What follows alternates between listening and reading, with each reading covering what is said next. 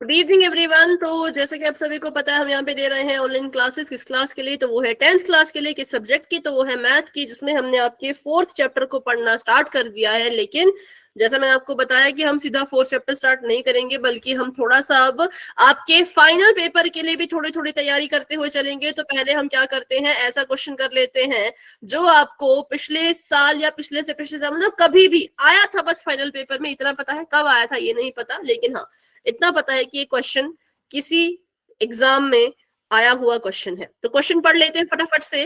रैखिक समीकरण युग्म आपको दे रखे हैं। यो युग्म मैं लिख लेती हूँ 4/3 x जमा का निशान 2y बराबर में 8। पहला समीकरण, पहला रैखिक समीकरण ये है, और दूसरा रैखिक समीकरण है 2x जमा 3y बराबर में 12। तो आपने बताना है मुझे कि ये दोनों रैखिक समीकरण युग्म संगत हैं कि असंगत है। और अगर आपको लगता है संगत है तो क्यों है, असंगत है तो क्यों है, कारण भी बताना है। पहले तो पता करो क्या हो गया।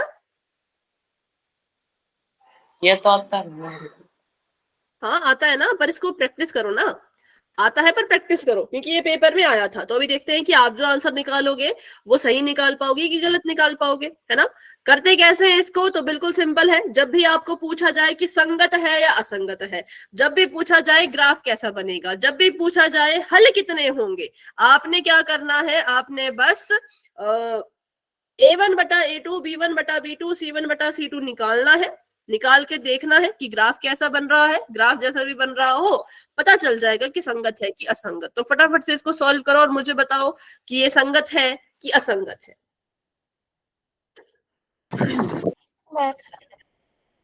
क्या है? अच्छा गुड इवनिंग कह रहे हो। Good evening, good evening. मुझे लगा आंसर बता रहे हो। चलो जिसको जिसको आता है फटाफट से करो और आंसर बताओ।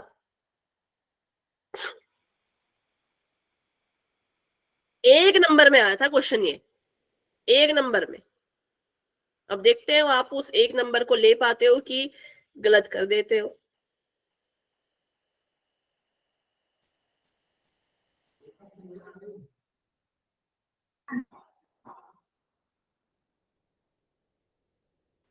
मैम संगत।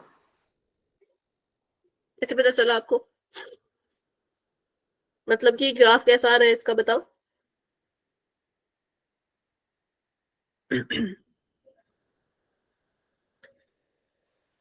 संपाति। वेरी गुड, बिल्कुल सही है। तो अब इसको सॉल्व करती हूँ मैं यहाँ पे, क्योंकि ज्यादा समय नहीं दे सकते ना इसके लिए। ये तो ऐसी रिवीजन क्वेश्चन है, असली क्लास थोड़ी है ये तो हम बस एक्स्ट्रा कुछ कर रहे हैं ताकि फाइनल पेपर में आपकी तैयारी हो सके। तो मैंने आपको वही चीज बताई कि संगत असंगत पता करने के लिए आपको निकालना है A1/A2, आपको निकालना है B1/B2, आपको निकालना है C1/C2। लेकिन यहाँ पर जो अलग चीज थी वो ये था कि 4/3 ये बटे में था, और हमें कभी भी बटे में कोई चीज नहीं चाहिए होती। तो मुझे इस 3 को यहां से हटाना है। सबसे पहला काम तो मेरा ये है कि मुझे इस 3 को यहां से हटाना है। 3 बटे में है, कैसे मैं इसको हटा सकती हूँ? तो यहाँ पर हम क्या करते हैं, जब कोई चीज बटे में हो और वो हमें नहीं चाहिए हो, कोई चीज बटे में हो और हमें वो चीज नहीं चाहिए हो, तो हम उस संख्या से पूरे समीकरण की गुणा करा देते हैं। 3 बटे में है पर मुझे चाहिए ही नहीं, तो मैं क्या करूंगी, पूरे समीकरण को 3 से गुणा कराऊंगी। ये 3 इसके साथ भी गुणा करेगा, ये 3 इसके साथ भी गुणा करेगा, और ये 3 इसके साथ भी गुणा करेगा। तो चलो कराते हैं इसकी फटाफट से गुणा। 3 ने जब गुणा की 4/3 x के साथ, फिर ये 3 गुणा करेगा 2y के साथ, फिर यही 3 गुणा करेगा 8 के साथ। ठीक है, 3 से 3 कट गया, यहाँ पे बच गया 4x, 3 दूनी 6y, 8 तिया 24, 8 तिया 24। अब हमें इसे लिखना है इसके मानक रूप में। मानक रूप में लिखने का सबको पता है, अभी तो पढ़ रहे हैं मानक रूप भी तो पढ़ रहे थे हम पढ़ रहे थे द्विघात समीकरण का मानक रूप। लेकिन ये रैखिक समीकरण युग्म है, इसका मानक रूप होता है A1x B1y C1, ऐसा होता है ना इसका मानक रूप। तो हम क्या करेंगे, 4x जमा 6y लिखेंगे। 24 यहाँ जमा का था, 24 को वहां भेज देंगे तो 24 बन जाएगा माइनस का, बराबर में लिख देंगे 0। अब इसकी तुलना हम करेंगे किसके साथ, a1x जमा b1y जमा c1 बटा 0 के साथ, और दूसरा समीकरण जो हमें दिया था जिसको हमें बदलने की जरूरत ही नहीं पड़ी वो था 2x जमा 3y बराबर में 12। गुड इसको भी इवनिंग इसके मैम। पहले मानक रूप में लिखो, पहले इसको इसके मानक रूप में लिखो। तो इसको हम लिखेंगे 2x जमा 3y माइनस का 12 बराबर में 0, और इसकी हम तुलना करेंगे a2x जमा b2y जमा c2 बराबर में 0 के साथ। जो हमें समीकरण दिया था बटे वाला वो हमारे काम नहीं आया, उसको बदल के हमने ये बनाया, और ये वाला तो पहले से ही ठीक था, इसको बदलने की जरूरत नहीं पड़ी। अब यहां से a1 b1 c1 a2 b2 c2 की वैल्यू पता करके हम निकालेंगे a1 बटा a2। a1 की जगह पे 4 है, 4 लिख दिया, a2 की जगह पे 2 है, 2 लिख दिया। ठीक है, अब निकाल लेते हैं b1 बटा b2। बताओ b1 की जगह पे कितना है, फटाफट से बताओ b1 की जगह पे कितना है। 3 मैम। नहीं, b1 6 मैम 6। 6 मैम। और b2 की जगह पर है, b2 की जगह पर है 3। मुझे बताओ c1 की जगह पे कितना है। -24। -24, बिल्कुल सही। और c2 की जगह पे माइनस का 12। काट 12 मैम। काट दो, 2 दूनी 4, 3 दूनी 6, 12 दूनी 24, माइनस माइनस कट के प्लस, तो सारे बराबर आ गए, सारे ही बराबर आ गए। जो हमारा a1 बटा a2 है वो बराबर आ चुका है b1 बटा b2 के, और बराबर आ चुका है c1 बटा c2 के। जब तीनों को ही बराबर हिस्से मिल जाते हैं तो हमने ट्रिक बनाई थी, तीनों बहुत खुश हो जाते हैं। तीनों को बराबर हिस्से मिल गए, तीनों बहुत खुश हो जाएंगे। तीनों बहुत खुश हैं तो रेखाएं क्या करती हैं, एक रेखा दूसरी रेखा को अपनी पीठ पे बिठा लेती है। खुशी में क्या करती है, एक रेखा दूसरी रेखा को अपनी पीठ में बिठा लेती है, और इस तरह के ग्राफ को कहा जाता है संपाती। क्या कहा जाता है, संपाती। और जब ग्राफ संपाती होता है तो हल कितने होते हैं, बताओ। अनेकल मैम। अनेक कह लो या अपरिमित कह लो, अनेक कह लो या अपरिमित कह लो, ठीक है। और हमें हल से मतलब है, हल एक मिले या अनेक मिले, हल मिल रहा है, हल मिल रहा है तो क्या बोलेंगे, उसको संगत बोलेंगे कि असंगत बोलेंगे। संगत मैम। संगत, संगत बोलेंगे, ठीक है। तो बस हमारा आंसर आ गया कि ये संगत होगा। और ये क्वेश्चन आपको फाइनल पेपर में आया था, किस साल आया था ये नहीं पता, बस इतना पता है कि आया था। और आगे भी बहुत सारे क्वेश्चन हैं, हो गई थी। आगे भी बहुत सारे क्वेश्चन हैं जो कि आपको पेपर में आए हैं, उन्हीं को हमने रखा है। बेटा अभी तो इसको नहीं सीख सकते क्योंकि ये एक्स्ट्रा क्वेश्चन था, इसको सीखने के लिए क्लास एंड होने का वेट करना। ये अभी आज की क्लास का क्वेश्चन नहीं है, ये एक्स्ट्रा है जो कि रोज होगा। रोज स्टार्टिंग के 10 मिनट हम ऐसे क्वेश्चन किया करेंगे जो हमें प्रीवियस ईयर में कभी ना कभी आए हैं। अभी हम तीसरा चैप्टर पकड़ा है मैंने, तीसरे चैप्टर के सारे क्वेश्चन करके फिर चौथे के करेंगे, फिर पहले के करेंगे, फिर दूसरे के, फिर 15 के, ऐसे ऐसे करके करेंगे सारे क्वेश्चन, ठीक है। तो अभी के लिए इसको फिर से नहीं समझेंगे, इसको इतना रखेंगे। क्लास के बाद जिसको जिसको समझना है वो फिर से समझ लेना। अभी के लिए अपनी आज की क्लास को स्टार्ट करते हैं, ठीक है। तो चलो, हम पढ़ रहे थे द्विघात समीकरण के बारे में। द्विघात समीकरण में आपको मैंने बता दिया था कि समीकरण के मूल क्या होते हैं। समीकरण के मूलों के बारे में हम पढ़ रहे थे। समीकरण के मूल वो चीजें होती हैं, वो संख्या होती है, चर का ऐसा मान होता है जो लेफ्ट हैंड साइड को राइट हैंड साइड के बराबर साबित कर दे। लेफ्ट हैंड साइड को राइट हैंड साइड के बराबर साबित कर दे, हम कहते हैं कि वो संख्या हमारे समीकरण का मूल होगी, ठीक है। तो बस इसी इंफॉर्मेशन पर आधारित आपने पोल में क्वेश्चन करना है। तो अभी के मैंने चैट को ऑफ कर दिया है, क्वेश्चन आप सभी के सामने आने वाला है। चलो, ये आपका क्वेश्चन है। क्वेश्चन में आपको पूछा है कि इन चार ऑप्शन में से बताओ, इन चार ऑप्शन में से बताओ x बराबर 7 किसका मूल है। इन चार ऑप्शन में से बताओ x बराबर 7 किसका मूल है। क्या आपको लगता है, जो भी लगता होगा पोल में बता देना, जो भी आपको लगता होगा वो पोल में बता देना, ठीक है। तो चलो सभी बच्चे जाओ और अपना आंसर पोल में जाके दे दो, मतलब सॉल्व करने के बाद, ऐसे नहीं। सतीश कैमरा ऑफ रखो बेटा।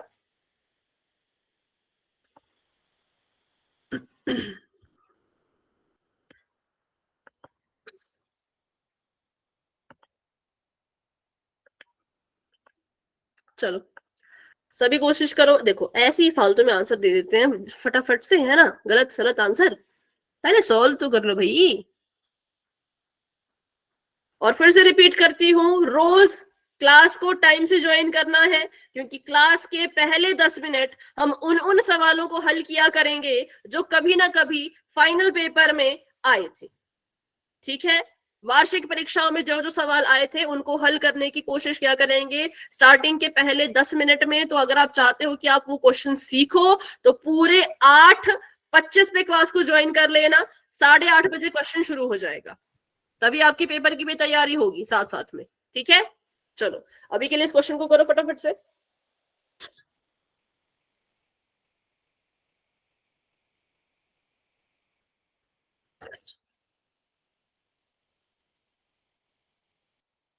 हाँ, धीरे धीरे बच्चे आंसर कर रहे हैं, वेरी गुड, बहुत अच्छे, मैम बहुत स्क्रीन बढ़िया। गायब हो गई। क्या हो गया बेटा, स्क्रीन नहीं नजर आ रही? रुको, फिर से अभी मैं शेयर कर देती हूँ स्क्रीन।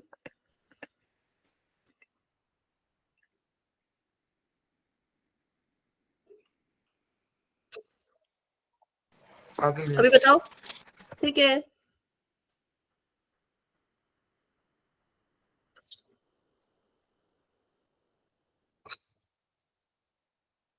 45 तक मैं वेट करूंगी, 45 तक, उसके बाद मैं वेट नहीं करूंगी, क्योंकि बिल्कुल सिंपल सवाल है, इतना छोटा सा सवाल है। बस ये बताना है कि किसका मूल होगा x बराबर 7। 42 हो चुके हैं, 45 पे पोल को एंड करना मैं शुरू करूंगी। 3 मिनट है सभी के पास, बहुत होते हैं 3 मिनट, बहुत होते हैं 3 मिनट। करो फटाफट से सॉल्व। जिसने अभी तक सॉल्व नहीं किया है, अगर वो भी अभी शुरू करेंगे तो 3 मिनट में आराम से हो जाएगा। अब 2 मिनट है, पहले 3 थे, अब 2 मिनट है। ठीक है, 2 मिनट में भी करोगे तो भी हो जाएगा भाई।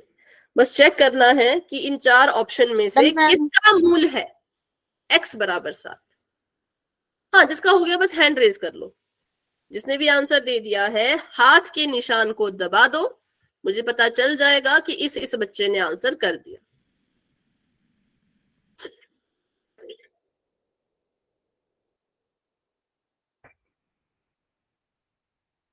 ठीक है, ठीक है, वेरी गुड, वेरी गुड, सभी कोशिश कर रहे हैं, सभी ट्राई कर रहे हैं। क्लास में हमारे पास 48 बच्चे हैं, 48 में से कुछ बच्चों के पास पोल नहीं आता, तो 42 बच्चे सोच के मैं चल रही हूँ। 42 में से 32 बच्चों ने आंसर कर दिया है, very good.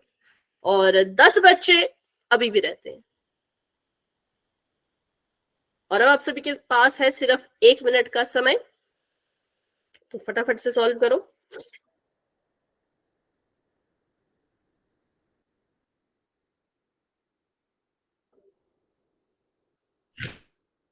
Ma'am screen represent कर।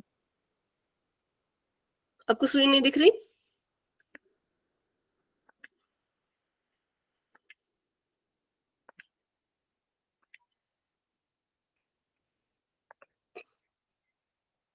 और मैंने ग्रुप में भी मैसेज किया था, अभी फिर से मैं ये बात बोल रही हूँ कि सभी बच्चे अपने ऐप को अपडेट रखेंगे। गूगल मीट भी आपका अपडेट होना चाहिए और क्रोम भी अपडेट होना चाहिए, तभी आपकी क्लासेस अच्छे से ज्वाइन भी होंगी और अच्छे से चलेंगी भी। ठीक है, जिसने भी छुट्टियों के बाद मतलब अपने पेपर के बाद ऐप को अपडेट नहीं किया है, कर लेना। ठीक है, जरूरी है, ऐप अपडेट नहीं करोगे तो कुछ ना कुछ दिक्कत आएगी। चलिए 45 हो चुके हैं, तो अभी करती हूँ मैं 10 सेकेंड्स का वेट। जिसने आंसर नहीं दिया कोई बात नहीं, अपना आंसर आप चैट में भी बता सकते हो। 10, 9, 8, मैम 7, नहीं दिख रही। 6, 5, 4, 3, 2, 1। बेटा इसके लिए आपको वही है, ऐप अपडेट करो एक बार। अगर आपको लगता है कि आपके ऐप अपडेटेड है तो फिर नेटवर्क का इशू है। ठीक है, क्रोम भी अपडेट करना है और गूगल मीट भी, दोनों को अपडेट करो। ठीक है, चेक करो एक बार, ऐप में कोई दिक्कत तो नहीं है। अगर ऐप अपडेटेड है तो नेटवर्क का इशू है। अपडेट नहीं किया। क्या हो गया? मैम मैंने क्रोम को तो अपडेट कर दिया बट ना गूगल मीट को नहीं किया। गूगल मीट को भी अपडेट कर दो। अभी तो क्लास ठीक चल रही है ना, कि अभी मत करना। अभी क्लास ठीक चल रही है, अगर नहीं चलेगी ठीक ओके फिर। मैम। ठीक है, तो ऑप्शन नंबर सी करेक्ट होगा, क्योंकि बिल्कुल सिंपल सी बात है, x की जगह पे अगर यहाँ हम 7 रख दें, x ये था हमारे पास, x माइनस 7 का होल स्क्वायर बराबर में था 0। क्या हो गया भाई, माइक ऑफ रखो अभी के लिए। x की जगह पे अगर 7 रख दें और इसके माइनस में भी 7 था और इसके ऊपर था स्क्वायर बराबर में था 0, 7 में से 7 गए तब भी 0 आएगा, है ना। 7 में से 7 गए तो तब भी हमारे पास 0 आएगा। 0 की घात में 2 लिख दो, बराबर में भी 0 था। अब 0 की घात में 2 है, इससे क्या ही फर्क पड़ता है, 0 को जितनी बार भी गुणा करोगे आएगा तो 0 ही। तो यहाँ पर ये भी 0 आया और बराबर के उस पार भी 0 था। जब हमने x की जगह पे 7 लिखा तो left hand side right hand side के बराबर आ गई, और इस तरह हमें पता चल गया कि ऑप्शन नंबर सी इसका करेक्ट आंसर है। ठीक है, तो option number c is the right answer. तो ये था पिछली क्लास का रिवीजन। अब करते हैं अपना आज का टॉपिक स्टार्ट। तो पहले सुन लो, एक तो अभी जो मैं क्वेश्चन कराऊंगी उसको मैं बार बार रिपीट नहीं करूंगी। इस क्वेश्चन को समझ के आपने पोल में आंसर करना है अगले सवाल का। तो ध्यान रखना, अपना ध्यान क्लास में रहे। स्क्रीन नहीं दिख रही या आवाज नहीं आ रही या जो भी दिक्कत है उसको अभी सॉल्व कर दो। ठीक है, मतलब ऐप अपडेट वगैरह करके या नेटवर्क चेक करके उसको ठीक कर दो। और क्लास लेफ्ट में नहीं होनी चाहिए किसी की, बार बार रिपीट नहीं कर पाऊंगी, इसलिए ध्यान से सुनना है।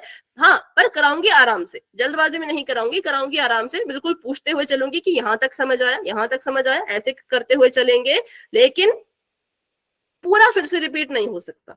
ठीक है, तो इसलिए अभी से सभी अपना ध्यान यहाँ पे रखेंगे। हमें सवाल दिया है 6x की घात 2 माइनस का x माइनस का 2 बराबर में 0। इसका हमने क्या करना है, इसके हमने हल ज्ञात करने हैं। किसकी मदद से, तो मध्य पद विभाजन विधि की मदद से। किसकी मदद से, मध्य पद विभाजन विधि, या फिर इसको हम गुणन खंडन विधि भी कहते हैं। मध्य पद विभाजन विधि और गुणन खंडन विधि दोनों एक ही होती है। ठीक है, याद रखना, मध्य पद विभाजन विधि और गुणन खंडन विधि दोनों एक ही होती है। तो इसको शुरू करने के लिए क्या करते हैं, बिल्कुल स्टेप बाय स्टेप चलते हैं। ठीक है, सबसे पहले हम अपने इस समीकरण की तुलना करेंगे द्विघात समीकरण के मानक रूप से, मतलब ax स्क्वायर जमा bx जमा c बराबर 0 से हमने क्या की, अपने सवाल की, हमारे सवाल में जो समीकरण दिया है उसकी तुलना की। ठीक है, किससे तुलना की, द्विघात समीकरण के मानक रूप से, मतलब ax स्क्वायर जमा bx जमा c बराबर 0 से। तुलना करके क्या करना है, तुलना करने के बाद आपने मान निकालना है ए बी सी का। किसका मान निकालना है, ए बी सी का। तो चलो मुझे बताओ, ए का मान कितना है, मैम 6। ठीक है, बी का मान कितना है, मैम -1। माइनस का, ध्यान रहे माइनस का 1। और सी का मान कितना है, -2। माइनस का 2। बताओ, यहां तक क्लियर है सभी को, बस एबीसी का मान निकालने तक। माइनस क्यों आया, प्लस क्यों आया, क्लियर है सभी को, क्या हो गया, एक कैसे आया, देखो क्योंकि x था अकेला, है ना, यहाँ लिखा था -x। अब हमने देखा कि x के साथ कोई संख्या ही नहीं है। जिसके पास कोई संख्या नहीं होती है हम उसको अपनी मर्जी से 1 दे देते हैं, क्योंकि जिसके पास कोई नहीं होता उसके पास हमेशा 1 होता है। तो हम यहाँ पे मान के चलेंगे कि x के पास कोई नहीं है, तो इसका मतलब जरूर x के पास 1 है। ठीक है, तो 1 आ जाएगी संख्या। और साइन की बात करें तो इससे पहले माइनस लग रखा था, माइनस लिख रखा था, तो कैसा वाला 1 होगा, माइनस का 1। बताओ, अभी क्लियर हुआ, यस मैम। ठीक है, जैसे मान लो यहाँ पे 6 नहीं होता तो फिर ए का मान क्या होता, 1 मैम। 1, बिल्कुल, ठीक है, 1 होता, बिल्कुल। तो हमने एबीसी का मान निकाल लिया। अब एबीसी का मान निकालने के बाद 2 चीजें निकालनी होती हैं जिससे पूरा क्वेश्चन सॉल्व होता है।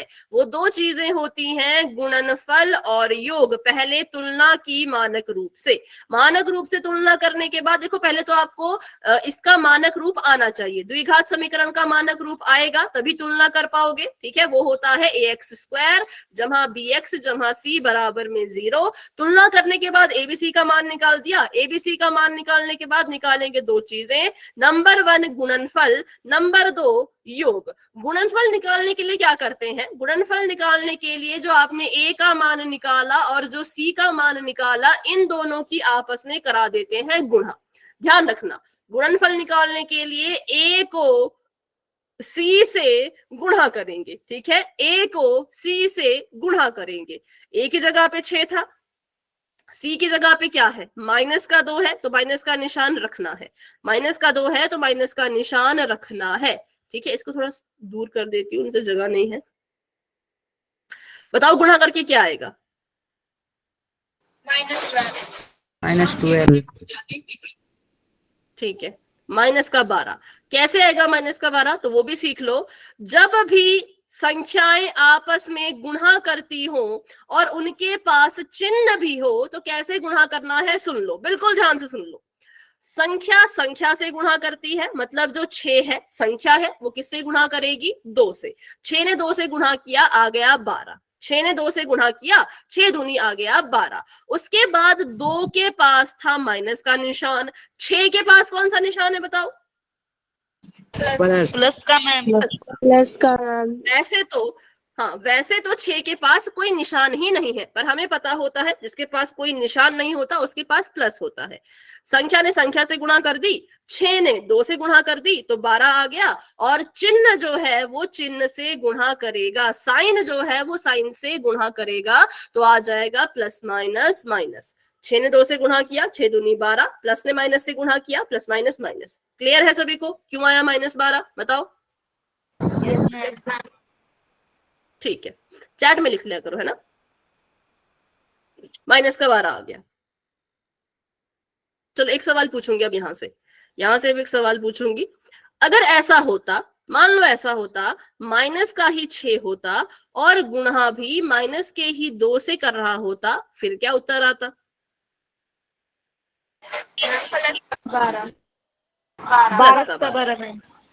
बिल्कुल, क्योंकि संख्या संख्या से गुणा कर देगी, 6 2 से गुणा करके दे देगा 12, और साइन साइन से गुणा करेगा। माइनस जब माइनस से गुणा करता है तो माइनस माइनस प्लस बन जाता है, तो आ जाता जमा का 12, ठीक है। लेकिन ऊपर ऐसा नहीं था, ऊपर एक था जमा का, एक था माइनस का, तो प्लस माइनस हो गया माइनस। फिर हमने योग निकालना है। योग कैसे निकलता है, तो जो चीज बी की जगह पे लिखी होगी वही आपका योग होगा। बी की जगह पे क्या लिखा है, -1 माइनस का 1, बिल्कुल, तो हमारा योग आ गया माइनस का 1। गुणा करने पे गुणनफल आ गया माइनस का 12 और योग निकालने पर आ गया माइनस का 1। किस किस को यहां तक बिल्कुल क्लियर है, वाई टाइप करो, जिसको डाउट है माइक ऑन करके पूछ लो।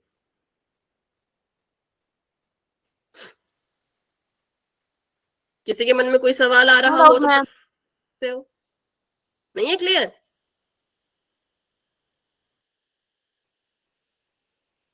कीर्ति कोई डाउट है आपको,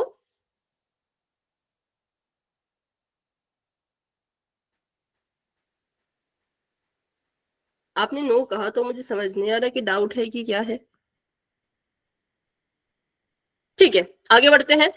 मैम आप ये बोल रहे किसी का डाउट है, तो मैं ये क्या हो गया बेटा,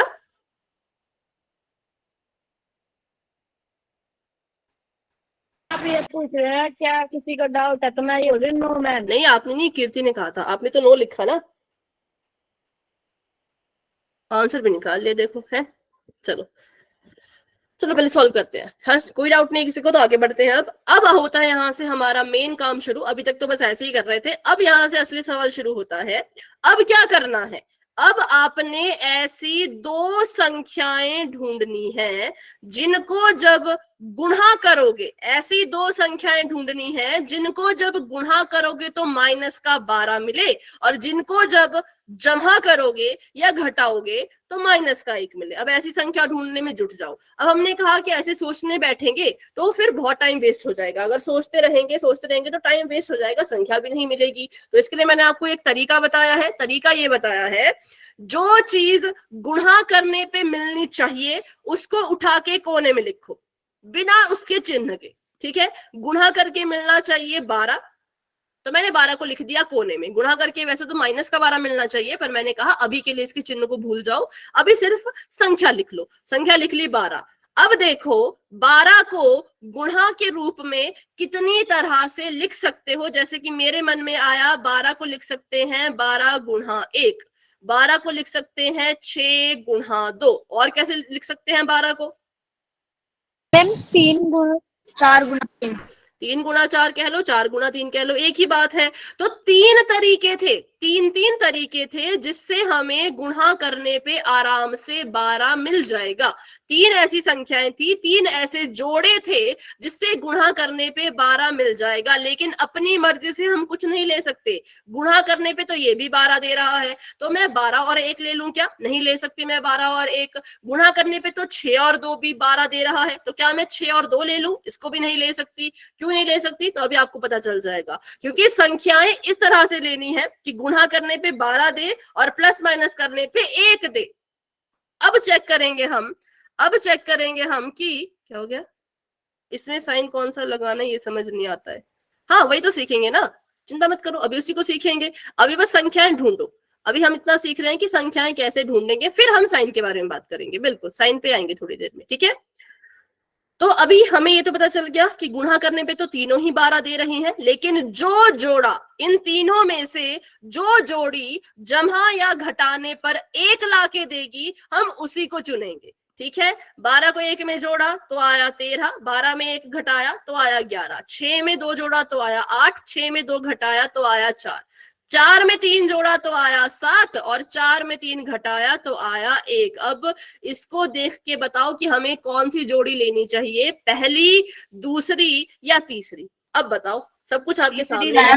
3 गुना 4 वाली तीसरी में। बिल्कुल 3 गुना बिल्कुल, हम तीसरी जोड़ी को लेंगे क्योंकि ये वो जोड़ी है जो गुणा करने पे 12 भी दे रही है और घटाने पर 1 भी दे रही है। जमा करने पे 12 भी गुणा करने पे 12 भी मिल जाएगा और प्लस माइनस करने पे 1 भी मिल जाएगा। तो हम 100% श्योर है, 100% की हम गारंटी देते हैं कि संख्याएं तो 3 और 4 ही होंगी, इसके अलावा और कोई संख्या नहीं होगी। जब सोचते हैं तो अच्छा पहले ये बताओ, ये समझ आया सभी को कैसे ढूंढना है? अगर सोचने बैठोगे तो कभी कभी ना टाइम निकल जाता है, बहुत लंबा हम सोचते सोचते जो है वो सारा टाइम खत्म कर देते हैं। तो सोचने की जरूरत नहीं है, जो गुणा करके मिलना चाहिए उसको कोने में लिखो, देखो कि गुणा करके उसको कितनी तरह से लिख सकते हैं। 12 को 3 ही तरह से लिख सकते थे, लिख दिया। फिर देखो 3 जोड़ी बन रही थी, पहली जोड़ी, दूसरी जोड़ी, तीसरी जोड़ी। फिर देखो कि प्लस माइनस करने पर योग भी कौन ला के दे रहा है, तो तीसरी जोड़ी दे रही थी योग ला के, तो हम समझ गए कि वो संख्याएं होंगी 3 और 4। ठीक है, वो संख्याएं होंगी 3 और 4। अभी तक हम साइन नहीं देख रहे थे, अभी तक हम चिन्ह नहीं देख रहे थे, अब हम चिन्ह देखेंगे। पहले तो जो संख्याएं आपने ढूंढी उनको ऐसे का ऐसा लिख लो, पहले उनको गुणा करो फिर उनको जोड़ो। ठीक है, चलो करते हैं इसको गुणा। 4 में 3 की गुणा करेंगे 12 आएगा, 4 में 3 की गुणा करेंगे 7 आएगा। मुझे बताओ क्या मुझे गुणनफल और योग मिल गया? नो मैम, नहीं मिला, क्योंकि गुणा करने पे चाहिए माइनस का 12, मुझे मिला जमा का 12, नहीं चाहिए था। प्लस माइनस करने पे चाहिए मुझे माइनस का 1, मुझे मिल रहा है 7, नहीं चाहिए था। पर हमें इतना तो पता है, खुद पे इतना तो विश्वास है कि संख्याएं हमारी ठीक है, संख्याओं में कोई कमी नहीं है। तो कमी किसमें है? तो कमी है इनके चिन्ह में। ठीक है, संख्याएं तो हमने 100% सही ली है क्योंकि हमने चेक करके ली है, ऐसे हमने तुक्का नहीं लगाया है, बकायदा अच्छे से चेक किया था कि 4 और 3 से ही क्या होगा, 12 भी आएगा और 1 भी आएगा, ये हमने चेक किया था। तो अभी के लिए हम क्या करेंगे, अभी के लिए हमने देखा कि संख्या लेने से तो कुछ फर्क नहीं पड़ रहा, मतलब संख्याएं ठीक है लेकिन चिन्ह सही नहीं है। अब डिसाइड करेंगे चिन्ह, अब हम फैसला करेंगे कि किसको कौन सा चिन्ह देना है। ठीक है, सबसे पहले लिख दिया यहाँ पे फिर से 3, यहाँ पे लिख दिया फिर से 4। मुझे चाहिए माइनस का 12। गुणा में माइनस की चीज कब मिलती है बताओ? मैम जब किसी एक संख्या पर माइनस का चिन्ह हो। बिल्कुल बिल्कुल, जब गुणा करते मैम बड़ी संख्या पर माइनस हो। नहीं, गुणा में बड़े छोटा नहीं देखते, गुणा में बड़ा छोटा नहीं देखते, गुणा में देखते हैं कोई एक संख्या के पास अगर माइनस है तो उत्तर में भी माइनस आएगा। जैसे यहाँ हुआ था 6 और 2, है ना। अब हमने इसमें ये थोड़ी देखा था कि 6 बड़ा है कि 2 बड़ा है, हमने तो माइनस का निशान लगा दिया था, है ना, हमने तो माइनस का निशान ma'am. लगा दिया था। तो गुणा को फर्क नहीं पड़ता बड़े छोटे से। गुणा कहता है एक संख्या को माइनस का रखो, एक संख्या को जमा का रखो, प्लस माइनस को गुणा करोगे, उत्तर में माइनस आएगा। तो हम समझ गए हमें किसी एक संख्या को माइनस का रखना पड़ेगा। ठीक है, एक संख्या को हमें माइनस का रखना पड़ेगा। अब यहाँ पे दिमाग लगाना है कि किसको माइनस का रखें। अब दिमाग लगाना है कि किसको माइनस का रखें। तो गुणा को तो फर्क पड़ता नहीं, बड़े को रखो कि छोटे को रखो। तो योग को देखते हैं। योग को देखा, माइनस का 1 चाहिए। जमा करने पर और घटाने पर उत्तर में माइनस कब आता है? बड़ी संख्या के पास माइनस होता है। बिल्कुल, जब बड़ी संख्या के पास माइनस होगा। ठीक है, गुणा को तो फर्क नहीं पड़ता। गुणा ने कहा छोटी को देना छोटी को दो, बड़े को देना बड़ी को दो। हमने कहा गुणा तुझसे तो बात करना बेकार है क्योंकि तुझे तो फर्क ही नहीं पड़ता। तो हमने अपना योग देखा कि योग किस में आ रहा है, योग भी माइनस में आ रहा है। मतलब जब 3 और 4 को जमा करेंगे या घटाएंगे तो उत्तर माइनस में आना चाहिए। और उत्तर माइनस में तभी आता है जब बड़ी संख्या माइनस की होती है। तो अब बताओ किसको माइनस का निशान दें, 3 को कि 4 को? 4 को। 4 बिल्कुल, 4 को। ठीक है, 4 को देंगे हम माइनस का निशान, क्योंकि हमने यहाँ पे थोड़ा सा दिमाग लगाया। दिमाग ये लगाया कि हमारा जो योग है वो माइनस में आ रहा है, इसका मतलब बड़ी संख्या को माइनस का निशान देना पड़ेगा, तभी हमारा उत्तर माइनस में आएगा। ठीक है, बाकी करेंगे, इसका तीसरा पार्ट भी करेंगे ताकि आपको कोई भी डाउट ना रहे। अब हमने दे दिया माइनस का निशान 4 को, तो दोनों तरफ दो। गुणा करते वक्त भी 4 माइनस का लेना है और जमा करते वक्त भी 4 माइनस का लेना है। सभी को समझ आ गया? बताओ अभी कि मैंने इतनी सी चीज की कि मैंने अब 4 को माइनस का लिया। बताओ, क्लियर है सभी को? अंशिका, आपको डाउट था बेटा? आपको क्लियर है? Yes ma'am. ठीक है, चलो अब इसको सॉल्व करते हैं। तो सॉल्व करने के लिए तो वही चीज, गुणा कैसे करते हैं? संख्या संख्या से गुणा करेगी। 4 ने 3 से गुणा किया, 4 3 आ गया 12, और ये प्लस का था 3, 4 था माइनस का, प्लस ने माइनस से गुणा की, प्लस माइनस आ गया माइनस। तो हमें गुणनफल मिल गया माइनस का 12, और माइनस का 12 ही चाहिए था। अब नीचे देखो, नीचे क्या हुआ? नीचे जो है वो, इनको जब हल करने चले तो 2 चिन्ह एक साथ दिख गए। ठीक है, नीचे जब हल करने चले तो 2 चिन्ह एक साथ दिख गए, जो कि नहीं चाहिए। कभी भी आपको 2 चिन्ह एक साथ दिखते हैं तो उसको मना कर दो कि हमें एक साथ नहीं चाहिए। जैसे ऐसे होता अगर 3 जमा 4 माइनस 8 तो चलता, ऐसा होता -3 -4 तो भी चलता। लेकिन यहाँ पे क्या हो गया? 3 जमा ब्रैकेट -4, 2 चिन्ह आ गए एक साथ, नहीं चाहिए। तो फिर इसके लिए क्या करते हैं? इसके लिए इन 2 चिन्हों का एक चिन्ह बना देंगे, जमा की गुणा माइनस में कर देंगे, तो ये आ जाएगा प्लस माइनस। बताओ, plus minus minus minus minus. ठीक है, अब यहाँ पे देखो 3 जमा का है, 4 माइनस का है। अब यहाँ पे लो फैसला, फैसला लो कि क्या करें, इन दोनों को घटाएं कि जोड़ें? माइनस घटाएं। ठीक है, क्योंकि प्लस माइनस माइनस होता है, क्योंकि प्लस माइनस माइनस होता है, तो इसलिए हम क्या करेंगे? इनको आपस में घटाएंगे। घटा दो, 4 में से 3 गया, कितना आएगा? 4 में से 3 गया तो आ गया 1। 1, हाँ सुन लो पहले, अभी सुन लो। 4 में से 3 घटाया तो आ गया 1। एक के पास आएगा माइनस का निशान, क्योंकि 4 बड़ा है। तभी तो हमने जानबूझ के 4 को माइनस का निशान दिया ना, क्योंकि 4 बड़ा था, तो इसलिए 4 को माइनस का निशान दिया। तो हमें माइनस का 1 मिल गया, जो कि हमें माइनस का ही 1 चाहिए था। तो हमने अब 4 को माइनस का निशान देने से हमें क्या हुआ? हमारा क्वेश्चन सॉल्व होता हुआ नजर आ गया। अब कुछ बच्चों के मन में सवाल चल रहा होगा कि 3 को क्यों नहीं दिया? तो चलो 3 को भी देते हैं। 3 को माइनस का निशान दे के देखते हैं क्या हो जाएगा अगर 3 को माइनस का निशान देते। तो 3 को रखेंगे माइनस का, 4 को रखेंगे जमा का, तो 4 3 12 आ गया माइनस का 12। प्लस का 1 आ जाएगा। हाँ, पर उसको चेक कर लेते हैं। माइनस का 12 चाहिए था, मिल गया माइनस का 12। अब जमा करते वक्त भी 3 को माइनस का निशान दिया, 4 को जमा का रखा, अभी भी इसको माइनस ही करेंगे क्योंकि एक प्लस का है एक माइनस का है, अभी भी इसको घटाना ही है, ऐसा नहीं कि जमा कर देंगे, घटाएंगे। अभी भी घटाया तो आया 1।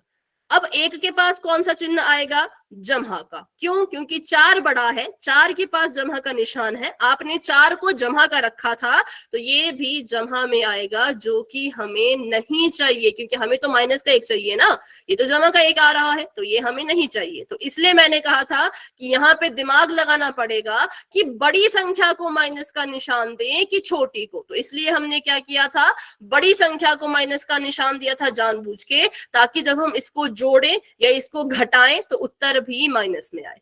ठीक है, तो इसलिए हमने जानबूझ के पहले ही 4 को निशान दे दिया था। ये आपको ध्यान रखना है, ये चीज अगर आप ध्यान में रखोगे तो आप कभी भी इन क्वेश्चन को गलत नहीं करोगे।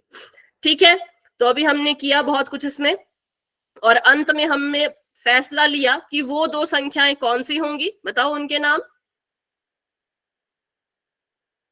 3 minus 4. दूसरी तीन माइनस 3 और 4 नहीं, 3 और 4। ठीक है, क्योंकि माइनस के 4 ने हमारी मदद की ना जमा का 4 तो कुछ नहीं कर रहा था, जमा के 4 ने तो उल्टा और खराब कर दिया था। तो 3 जमा का और 4 माइनस का, ये है वो 2 संख्याएं जिनको हमने लेना है और समीकरण में भरना है और क्वेश्चन को सॉल्व करना है।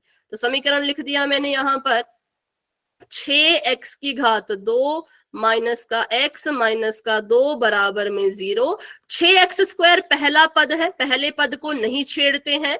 माइनस का 2 आखिरी पद है, इसको भी नहीं छेड़ते हैं। इस विधि का नाम ही है मध्य पद विभाजन विधि। तो आप भी बीच वाले पद को हटाओ और इसकी जगह पे इन दोनों को लिखो। माइनस के x को हटाओ और इसकी जगह पे ऐसे मत करना कि -3x लिख दिया, गलत कर दोगे। माना कि यहाँ माइनस लिखा है, पर इसको देखो ही मत ना इसको देखना है ना इसके चिन्ह को देखना है। तो किसको देखे? बस अपनी संख्याएं देखो, सिर्फ और सिर्फ अपनी संख्याएं देखो।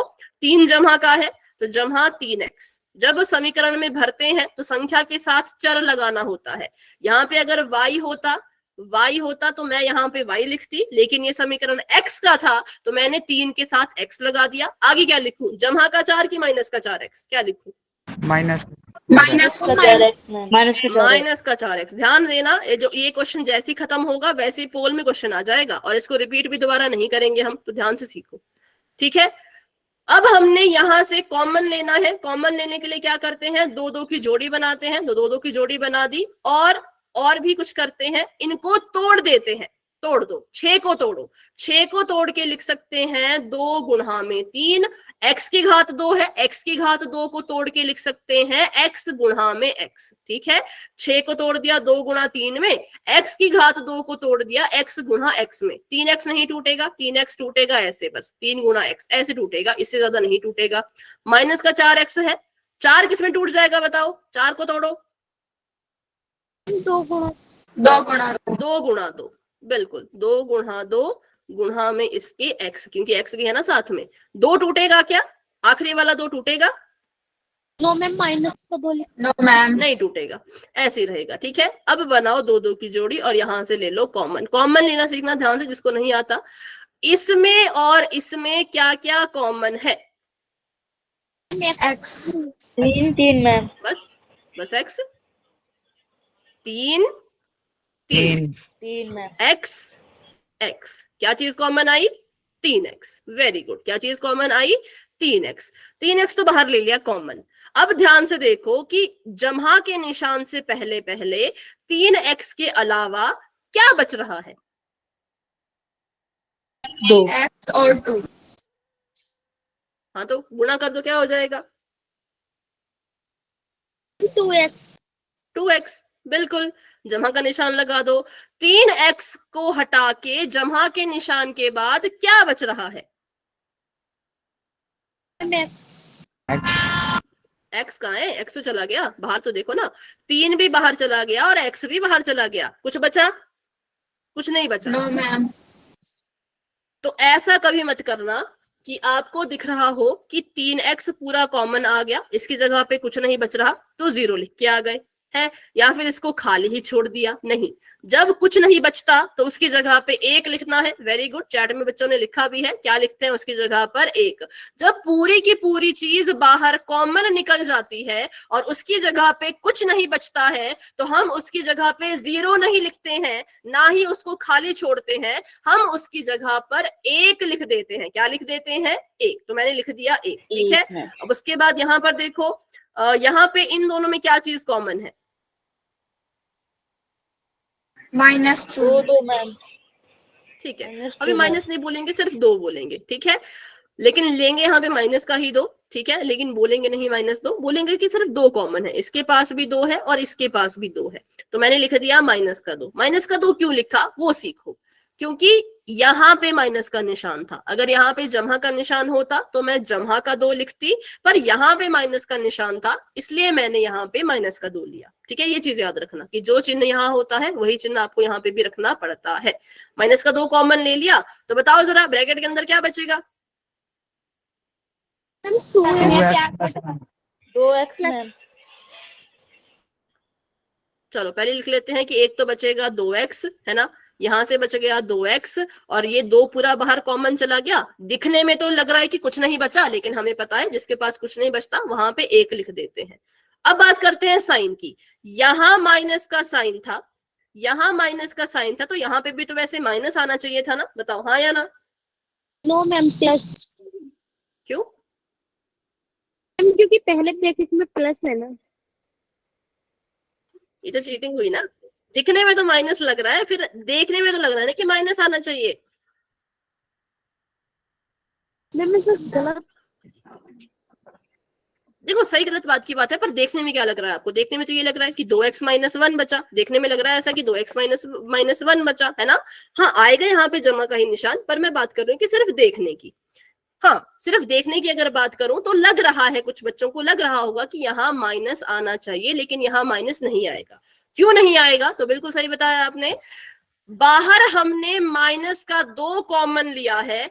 जब जब आप ब्रैकेट के बाहर माइनस का निशान कॉमन लोगे, जब जब ब्रैकेट के बाहर माइनस का निशान कॉमन लोगे, तब तब ये वाला चिन्ह उल्टा हो जाएगा। दिखने में लग रहा था कि 2x - 1 आएगा, दिखने में लग रहा था कि 2x बच रहा है, माइनस बच रहा है और 1 बच रहा है, लेकिन यहाँ माइनस नहीं आएगा, यहाँ पर आएगा जमा का निशान। क्यों?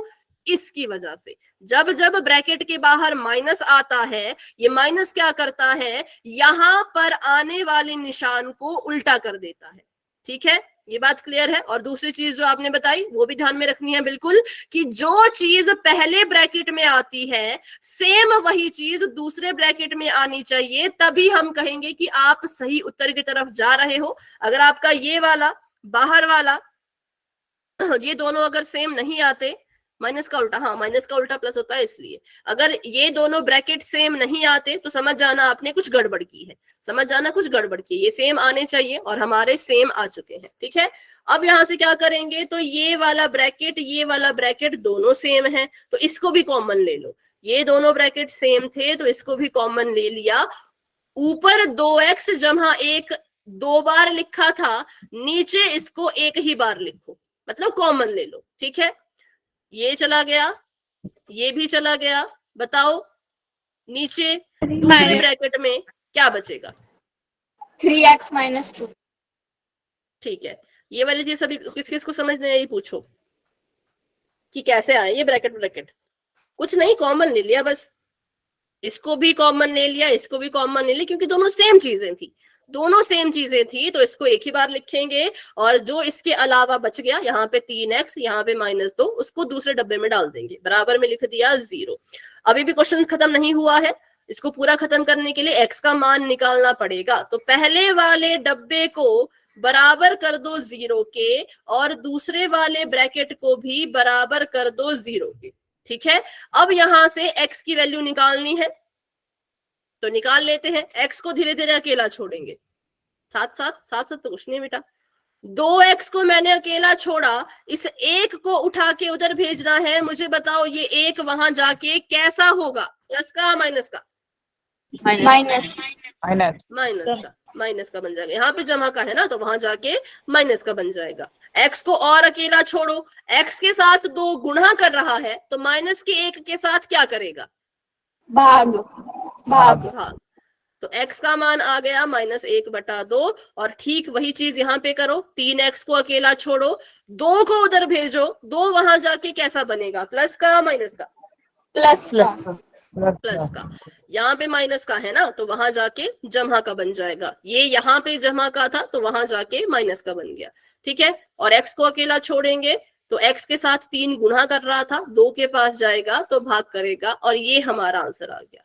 ऐसे हमने अपना आंसर जो है वो पूरा का पूरा निकालना है। तो इसका अगर किसी को स्क्रीनशॉट लेना है तो ले लो, क्योंकि अब हम क्वेश्चन करने वाले हैं पोल। ठीक है,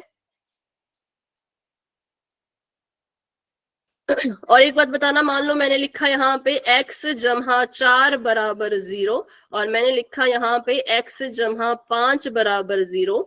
मुझे बताओ यहाँ पे x की वैल्यू क्या आएगी? 1 है, ऐसे नहीं। अच्छा, अभी यहाँ बताओ, इसमें x की वैल्यू क्या आएगी? x बराबर -4। -4। और अगर x जमा 5 बराबर 0 होता तो x की वैल्यू तब कितनी आती?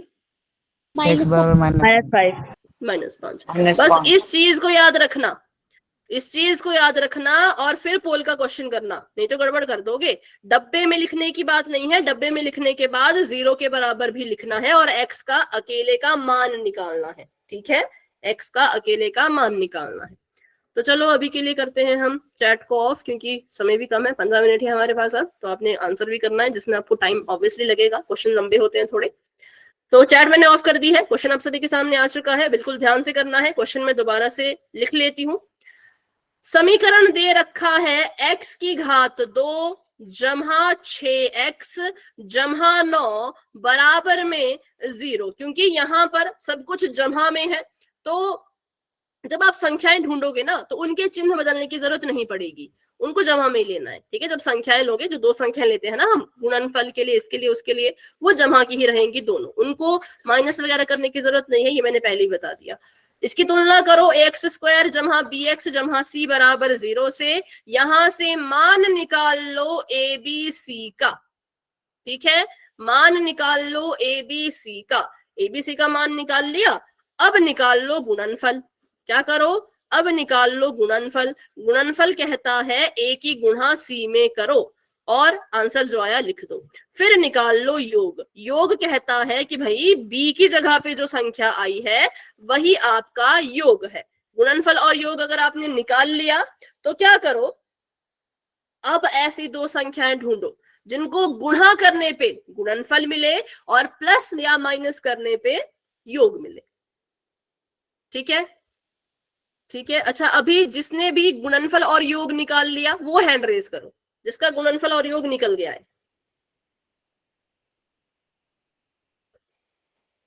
ठीक है, अब आराम से कर लो, किसी बात की कोई जल्दी नहीं है, आराम से क्वेश्चन को करो और 2 संख्याएं ढूंढते हुए चलो। बस जो मैंने पीछे बताया, x जमा 4 बराबर 0, x -4 के बराबर आएगा, और x जमा 5 बराबर 0, -5 के बराबर आएगा, उस चीज को याद रखना है। ठीक है,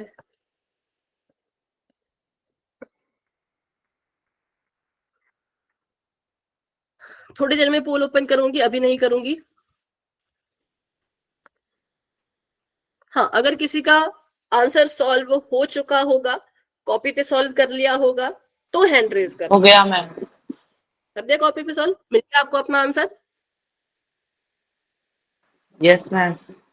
हाँ, साइन वगैरह की दिक्कत गलती मत करना, फिर से एक बार आंसर चेक कर लो अच्छे से। ठीक है, और पोल में दे दो, कर लिया। एक बार चेक कर लो फिर से साइन वगैरह अच्छे से, और फिर आंसर दे दो पोल में। और जिनका नहीं हुआ वो आराम से कर लो, कहीं पे फंस जाओगे, समझ नहीं आएगा कि मैम इसके आगे क्या करना चाहिए, तो पूछ लेना। ठीक है, कहीं पे फंस जाओगे, नहीं पता लगेगा कि यार इसके आगे करना क्या चाहिए मुझे, तो मुझसे पूछ लेना, बस गलत मत करना। फंस जाओ कहीं, डाउट मिल जाए, डाउट आ जाए तो पूछ लेना माइक ऑन करके। आंसर नहीं बताना है बस, बाकी क्वेश्चन जितने मर्जी पूछो, आंसर बताना है सिर्फ पोल में जाके। ठीक है, चलो वेरी गुड, धीरे धीरे आंसर आ रहे हैं। अभी थोड़े गलत भी आ रहे हैं, सही भी आ रहे हैं, मिक्स मिक्स आ रहे हैं, पर कोई बात नहीं, कोशिश करो, सही गलत चलता रहता है, बस कोशिश करो अच्छे से।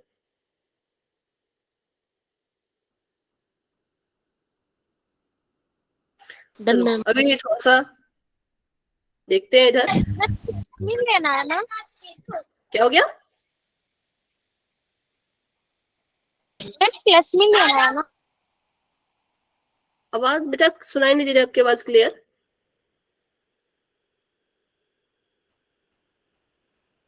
किसी और को सुनाई दे रहा है क्या। ए आया होगा 1 के बराबर, बी 6 के बराबर, सी 9 के बराबर। ए को सी से गुणा किया तो आया 9 और ये था 6। ऐसी दो संख्याएं ढूंढो जिसको गुणा करने पे 9 मिल जाए और जमा करने पे 6 मिल जाए। ठीक है, ऐसी दो संख्याएं ढूंढो कि गुणा करने पे भाई आपको वो चीज 9 दे दे और उन्हीं संख्याओं को जोड़ने से आपको 6 भी मिल जाए। वो संख्या मिल गई, उसको समीकरण में मध्य पद की जगह पे डालो, फिर कॉमन लो। कॉमन लेते लेते लेते 2 ब्रैकेट आ जाएंगे नीचे, उन दोनों में से पहले वाले को भी 0 के बराबर करो, दूसरे वाले को भी 0 के बराबर करो और x की वैल्यू निकालो। ठीक है,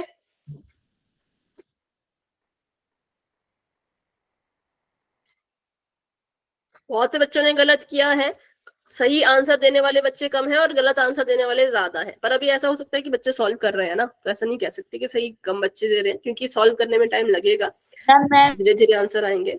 हाँ, जिसका हो चुका है वेरी गुड वेरी गुड, और जिसका नहीं हुआ आराम से करो भाई, कोई जल्दी नहीं है। और कोई डाउट हो तो पूछो, गलत मत करो, बस डाउट पूछ लो, अपना सवाल पूछ लो, बस गलत नहीं करना है। बता दूंगी मैं कि इसके आगे क्या कर सकते हैं, इसके आगे क्या करना चाहिए, पर पूछना पड़ेगा ना उसके लिए, है ना। चलो सॉल्व कर लो अच्छे से, वेरी गुड।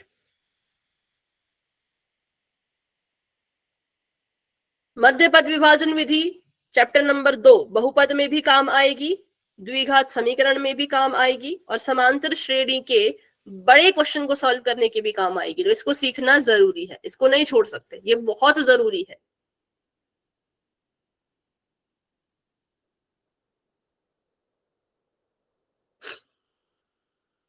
कुछ बच्चे पूरा आंसर ठीक कर रहे हैं, बस साइन में गड़बड़ कर दे रहे हैं। पूरा उन्होंने अपना सोल्यूशन ठीक किया होगा, पर साइन में आगे गड़बड़ कर दी होगी। ध्यान से करो, बिल्कुल ध्यान से करो।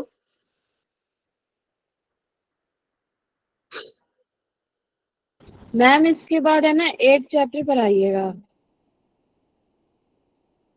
इसके बाद 8th नहीं पढ़ेंगे बेटा, इसके बाद हम 5th पढ़ेंगे। कौन सा मैम। समांतर श्रेणी। ठीक है,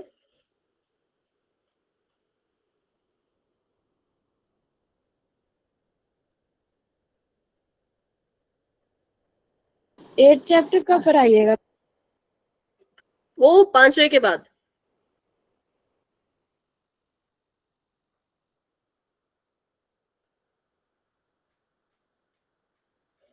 हाँ, पर आपको 8 चैप्टर से डाउट हो तो वो आप मुझसे पूछ सकते हो। ठीक है, अभी तो नहीं, क्लास के बाद में या क्लास से 10 मिनट पहले, तब आप मुझसे पूछ लो 8 चैप्टर के बारे में जो भी आपको पूछना है। ठीक है, और क्वेश्चन है सोल में।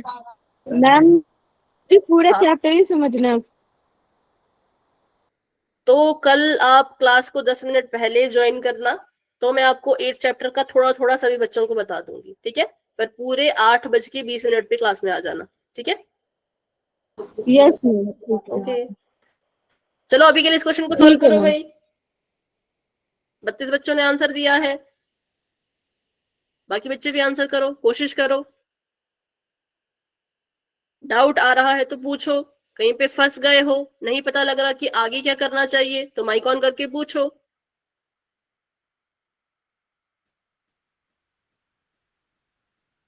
और बाकी हैंड रेज कर लो, जिसने आंसर दे दिया है हैंड रेज कर लो, हाथ के निशान को दबा दो, ताकि मुझे पता चले कि इन्होंने आंसर कर दिया है। अयान, अल्फिया, अच्छा कर दिया है आपने भी, ठीक है, ओके। क्लास में हमारे पास है 45 बच्चे, 45 में से 5 बच्चों को अगर पोल नहीं भी आता तो 40 बच्चे। 33 बच्चों ने आंसर कर दिया है। अगर अभी बताऊं तो 33 में से 13 बच्चों का सही है, 20 बच्चों का गलत है।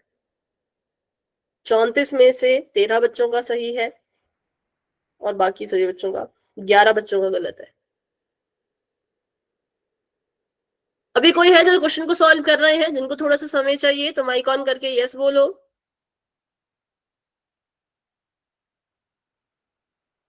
नहीं चाहिए तो चलो करते हैं 10 सेकेंड का वेट, फिर इसका सोल्यूशन भी करते हैं। 10 9 8 7 6 5 4 3 2 1। तो पोल हो चुका है एंड, और इसका रिजल्ट आपको दिख रहा होगा पोल सेक्शन में। आंसर आप दे सकते हो चैट बॉक्स में। तो इसको यहां तक तो मैंने सॉल्व कर दिया है, इसके आगे इसको सॉल्व करते हैं। हमने यहाँ पे गुणनफल निकाल लिया 9 और योग निकाल लिया 6। मुझे बताओ ऐसी दो संख्याएं जिनको गुणा करने पे 9 मिलता हो और जमा करने पे 6 मिलता हो। 3 और 3, बिल्कुल 3 और 3। तो हम क्या करेंगे, हमने इसको अपने समीकरण में भरना था। तो समीकरण लिख दिया मैंने, x² जमा 6x जमा 9 बराबर में 0। मध्य पद को हटाओ, पहला पद है x², इसको नहीं छेड़ेंगे। आखिरी पद है 9, इसको नहीं छेड़ेंगे, बराबर में 0। जो बीच वाला पद है 6x, इसको यहां से हटा के इसको लिख देंगे 3x जमा 3x के रूप में। फिर यहां से कॉमन लेना है, कॉमन लेने के लिए तोड़ दो, x² टूट जाएगा x गुणा x के रूप में, जमा का निशान 3x टूट जाएगा 3 गुणा x के रूप में। ये वाला 3x भी टूट जाएगा 3 गुणा x के रूप में, और 9 टूट जाएगा 3 गुणा 3 के रूप में। ठीक है, बराबर में आ गया इसके 0। अब कॉमन लेने के लिए जोड़ी बनती है 2 2 की, तो 2 2 की जोड़ी बन गई। इसके पास भी x है, इसके पास भी x है, तो x कॉमन आ गया और ब्रैकेट के अंदर बच गया x + 3। यहाँ पे जमा का निशान था तो मैंने भी जमा का निशान लगा दिया। इसके पास भी 3 है और इसके पास भी 3 है, तो 2 2 की जोड़ी बनी है ना, इन दोनों की जोड़ी बनी थी, दोनों के पास 3 था, तो 3 बाहर कॉमन आ गया और ब्रैकेट के अंदर बच गया यहाँ पर भी x + 3 बराबर में 0। अब ये जो ब्रैकेट के अंदर वाले x + 3 है, ये भी कॉमन आ जाएंगे, तो इसको बाहर लिख देंगे हम, x जमा 3 बाहर आ गया कॉमन, और दूसरे ब्रैकेट में कौन बच गया, तो दूसरे ब्रैकेट में भी बच जाएगा x जमा 3। दूसरे ब्रैकेट में भी क्या बच जाएगा, x जमा 3 बराबर में 0। अब हमने पहले ब्रैकेट को भी 0 के बराबर रखना था और हमने दूसरे ब्रैकेट को भी 0 के बराबर रखना था। और मुझे बताओ यहां से x की वैल्यू क्या आएगी, -3 बिल्कुल। x को अकेला छोड़ो, 3 को उधर भेजा तो -3 आया, और यहाँ पे x को अकेला छोड़ो, 3 को उधर भेजो तो -3 आया। दोनों बार x की वैल्यू -3 आई, इसीलिए ऑप्शन नंबर बी सही था। लेकिन बहुत से बच्चों ने बाहर +3 है तो अंदर -3 नहीं होगा ना। अगर बाहर -3 होता, अगर यहाँ पे -3 होता तब अंदर माइनस लिखना पड़ता। ठीक है, अगर बाहर माइनस होता तब अंदर चिन्ह को उल्टा करना पड़ता, लेकिन बाहर जमा का निशान था तो चिन्ह उल्टा नहीं होगा। बाहर जमा का निशान था तो यहाँ पर भी यही वाला निशान नीचे ऐसे का ऐसा उतरेगा। ठीक है, तो इस तरह से आंसर जो है वो ऑप्शन नंबर बी हमारा करेक्ट आ गया। ऑप्शन नंबर ए, सी और डी तीनों ही गलत थे। तो ये था आज की क्लास का क्वेश्चन। अभी इसमें किसी को डाउट है तो रुक जाओ, मुझसे दोबारा पूछ लो। लेकिन अगर ये समझ आ चुका है, अपनी गलती पता चल चुकी है कि कहाँ हुआ, यहीं पे गलती हो गई साइन में, कोई बात नहीं, अभी समझ आ गया ना आपको कहाँ गलती हुई, तो बस गलती नहीं करनी है। अगली क्लास में भी ऐसे क्वेश्चन करेंगे तो चिंता मत करो, और मौका है आपके पास क्वेश्चन को समझने का। ठीक है, तो अभी के लिए क्लास को इतने रखते हैं। जिसका डाउट है वो रुक जाओ, जिसका डाउट नहीं है वो क्लास को लेफ्ट कर सकते हैं। Good night and bye bye, मिलते हैं अपनी अगली क्लास में।